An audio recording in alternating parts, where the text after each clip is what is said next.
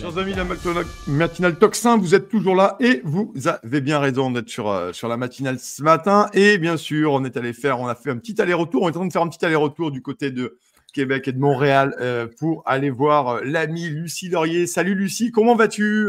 Ça va bien, oui. Bon, tant mieux. Je fais tout pour aller bien. Mais ça a l'air, en tout cas, voilà, on te présente. Maintenant, tu es venu de plusieurs reprises sur Tocsin. On est très content de te recevoir, Lucie. Hein. On a j'ai souvent l'habitude de dire que tu es un peu, s'il y a une Béatrice Rosen au Québec, eh ben c'est toi. Lucie Laurier, tu as fait le même combat, pareil, actrice, chanteuse, comédienne, et on en avait parlé la dernière fois. Ta prise de position sur le mouvement des camionneurs, sur le Covid, sur la crise sanitaire et sur plein de choses aussi, t'as coûté très cher. Oh, tu nous en parles un peu pour ceux qui ne te connaissaient pas. Tu vois, tu es un peu la Béatrice Rosen québécoise, toi, hein, concrètement. Écoute, moi, je me vois plus, on va dire que je trouve Béatrice plus douce, plus gentille que moi, peut-être. Moi, je suis peut-être plus un peu plus désillusionnée que Béatrice, que j'apprécie, hein, du reste beaucoup. Mais je pense que je porte peut-être une colère supplémentaire. Donc, le 14 avril 2020, j'ai publié une vidéo où est-ce que je disais, donc ça faisait à peu près un mois qu'on était en confinement, et où je dénonçais le traitement des personnes âgées, je dénonçais le confinement, je disais que je n'allais pas prendre de vaccin, je disais que c'était des mesures liberticides, qu'on sombrait dans une dictature. Je parlais des scandales qu'il y avait déjà eu dans le passé avec la thalidomide, avec des leçons contaminées. Donc, j'ai fait une vidéo le 14 avril 2020. Et puis moi, normalement, bon, en principe, je suis comédienne depuis que je suis toute petite. J'étais plutôt très connue au Québec et un peu moins au Canada, mais quand même. Et puis finalement, ben j'ai été complètement ridiculisée, traitée de tous les noms, censurée. En quelques heures, mon vidéo qui faisait entre autres 300 000 sur YouTube en quelques heures a été sautée. Après, j'ai été vraiment totalement ridiculisée. Puis, alors que, ce qui est très drôle, parce que j'ai un passé, moi, qui était très politisé aussi, j'étais très indépendantiste au Québec, et j'avais même animé le gala de départ de l'ancienne première ministre Pauline Marois à l'époque. On m'avait approché en politique pendant des années. Toute petite, j'avais rencontré René Lévesque, j'étais porte-parole de la loi 101 pour la langue. Donc, j'avais tout ce parcours où, avant, j'étais tout à fait considérée, entre autres, par les politiques et tout, jusqu'à temps que finalement, je m'immerse vraiment en ayant l'intention de me présenter, et puis que je vois les dessous et que je me retrouve horrifiée des méthodes et du manque de profondeur et du mépris, je dirais, du peuple. Moi, c'est vraiment ce que j'ai ressenti quand j'ai essayé d'entrer en politique. J'ai réalisé que c'était des incompétents, premièrement. Et s'il était compétent, ben, c'était par arrivisme, compétent pour leurs intérêts. Donc, ça, c'est un truc qui... Donc, voilà. Ça, c'est pour la petite histoire. Voilà.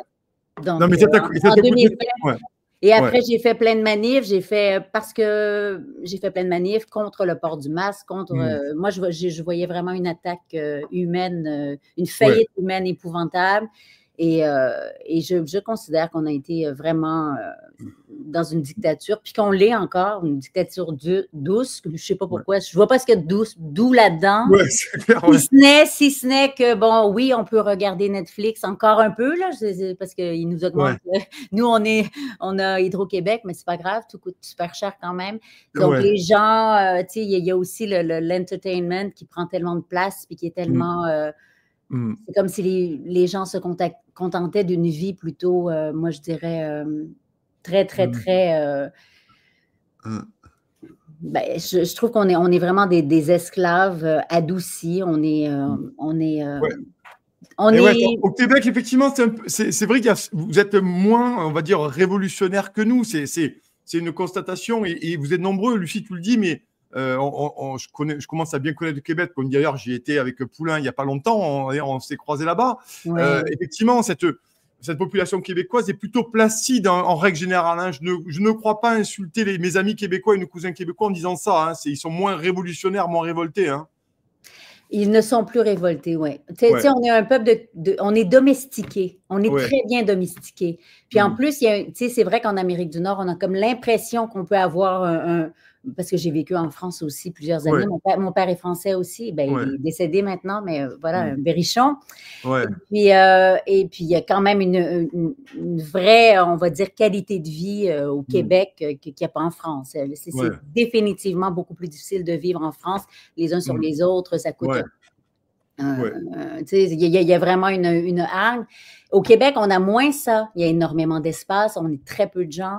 Et on a l'impression d'avoir un certain confort. C'est vraiment le confort et l'indifférence. À l'époque, il y avait Denis Arcand qui avait fait ce film, Le confort et l'indifférence, puis on est en plein dedans. Mais c'est vrai que moi, je pense qu'il y a une faillite de valeur et de profondeur terrible parce qu'on est justement on est les champions de l'aide médicale à mourir. Il y a énormément de suicides, les gens sont sous antidépresseurs. Je veux dire, pour moi, c'est une société qui a perdu sa vitalité. Et même dans la culture, au cinéma, on voit qu'il y a une programmation. C'est bien que tu le dises parce que ça remet en perspective ta prise de position en avril 2020 avec ta vidéo. On t'a vu beaucoup aussi, je te répète, on t'a vu chez les camionneurs, il y a beaucoup de photos de toi. Les médias mainstream ont essayé de t'inviter, tu l'avais raconté la dernière fois, pour essayer de te mettre mal à l'aise ou une sorte de tribunal finalement pour te faire passer pour une idiote parce que c'était un peu le projet. C'était pareil en France d'ailleurs. Hein. Mais c'est vrai que tu as beaucoup perdu aussi dans cette affaire-là. Enfin, beaucoup perdu humainement, non, mais professionnellement, ça t'a coûté. C'est pour ça que je voulais qu'on revienne quelques minutes sur cette question-là pour les gens qui ne te connaissent pas encore ou très mal, quoi. Oui, ben tu vois, ça m'a beaucoup coûté, oui. Et en même temps, là, il y a beaucoup de gens qui me disent qu'est-ce qu'on pourrait faire, tu sais, et puis je n'ai aucune envie d'être réhabilitée par ce milieu. Ce serait une régression totale pour moi. Je n'ai plus jamais envie de faire du cinéma. J'ai plus jamais envie de faire partie de ce. Tu vois, au contraire de peut-être d'autres personnes, moi, je n'ai plus aucun fantasme même la fiction ne m'intéresse plus. Je pense qu'on n'est plus là. Je pense que c'est dépassé, puis qu'il faut, il faut vivre plus authentique, quoi. Tiens, je voulais qu'on parle de ça parce que je rappelle, chers amis, que le Québec a une frontière commune. Enfin, le Canada, Québec, la province de Québec a une frontière commune avec les États-Unis. C'est pas très loin, c'est à quelques kilomètres, dizaines de kilomètres. L'arrivée de Donald Trump au pouvoir, il a été investi lundi dernier. Beaucoup de mesures, retrait de l'OMS, retrait des accords de Paris, il a remis aussi tous les militaires qui ont été vaccinés, qui ont refusé de se faire vacciner contre le Covid, il les a réintégrés, pardon. Bon, il y a aussi les deux genres, tout ça. Véritablement, toi, comment tu l'as vécu? Tu t'es dit, ça y est, enfin du bon sens, enfin quelqu'un… Alors, dis-nous ce que tu en penses, Lucie, de ça. Moi, Nicolas, je ne vois pas ça. C'est-à-dire que évidemment, ils nous ont proposé une Kamala Harris complètement, pour moi, qui était vraiment une fausse candidate. C'était clair que tout a été vraiment arrangé pour que Trump ait l'air moins pire, finalement.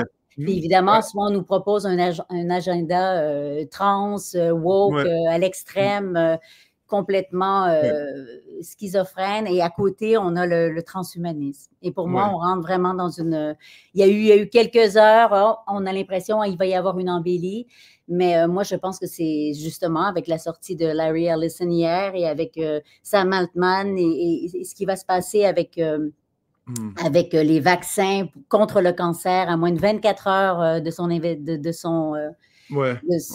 inauguration. Déjà, il sort les projets les plus… On n'a jamais voté là, pour une Amérique, on n'a jamais voté pour… il n'y a aucun Américain…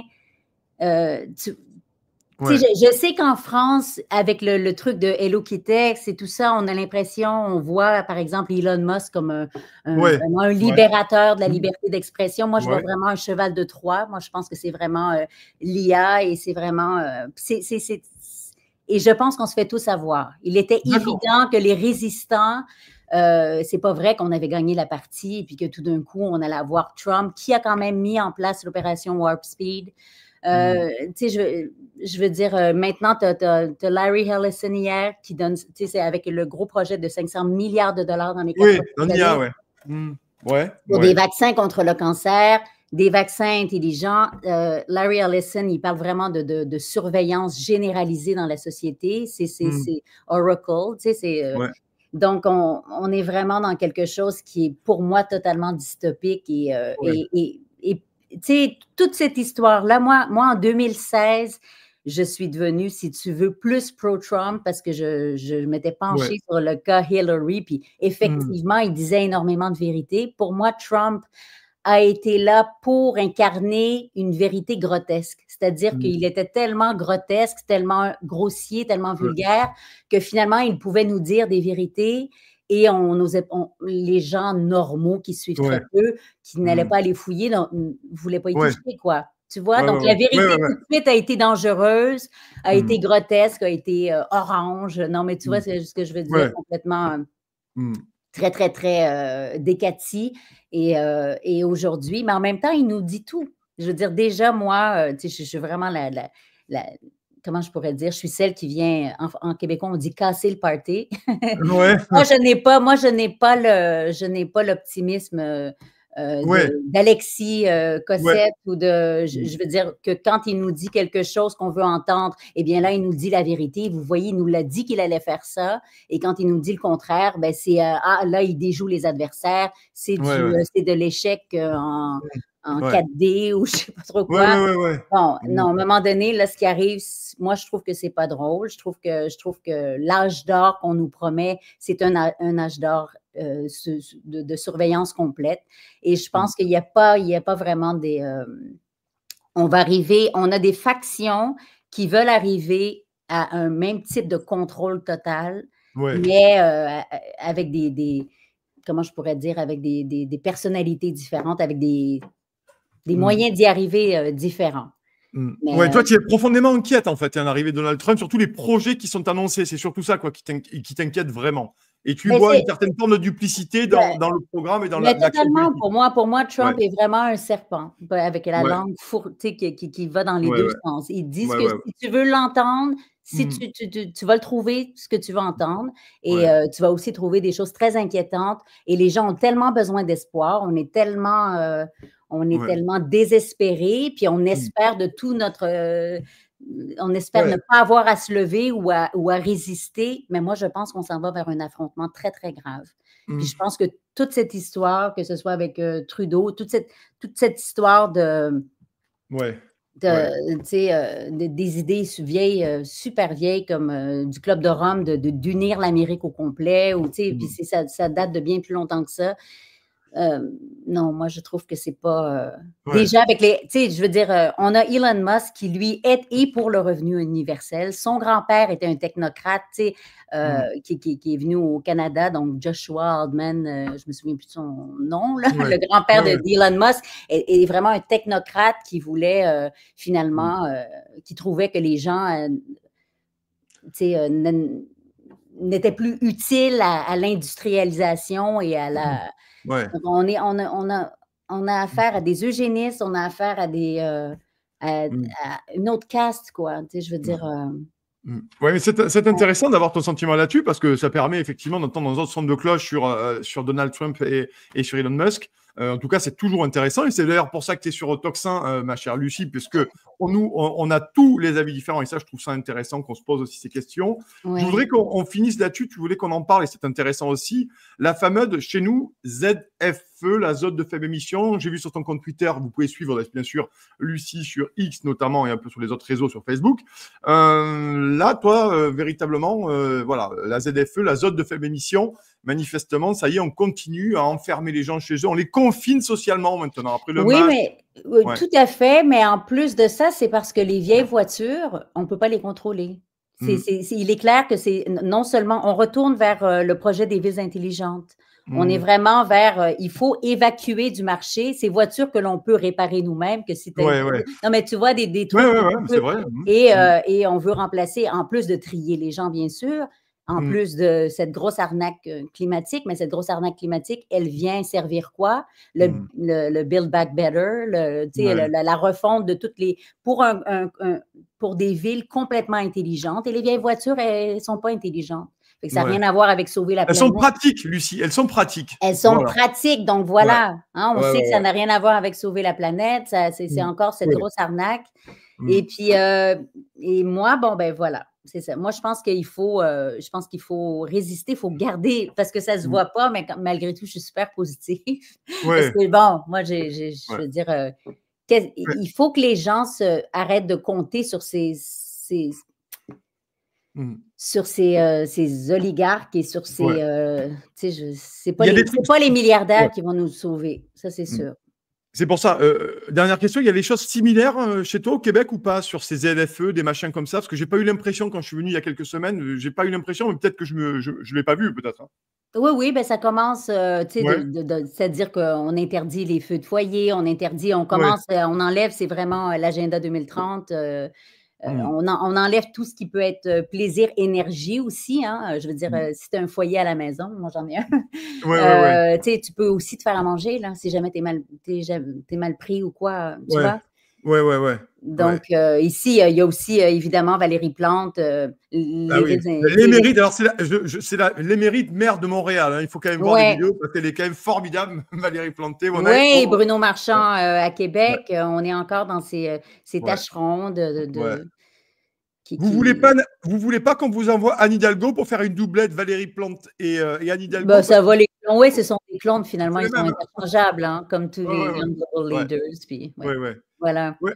Ouais, ben, en tout cas, merci beaucoup, Lucie, d'être venue ce matin avec ton avis très tranché, mais très intéressant sur Donald Trump et Elon Musk. Merci beaucoup. En tout cas, moi, je vous invite à suivre. Bon, on espère que tu as plein de projets à venir, hein. N'hésitez pas à suivre Lucie sur l'ensemble de ses réseaux. Et quelque chose me dit que tu as des projets à venir. On n'en dira pas plus. On te réinvitera pour en parler de tous ces projets. En tout cas, merci de nous avoir nous avoir donné cette interview depuis en duplex, chers amis de Montréal. Merci beaucoup, Lucie, d'être venue ce Merci matin. Nicolas, merci Avec beaucoup. grand plaisir. Merci beaucoup. On te souhaite un excellent week-end et un excellent vendredi. Merci, Lucie. Bonne journée à Merci toi. Nicolas. Salut. Bonne journée à tout le monde.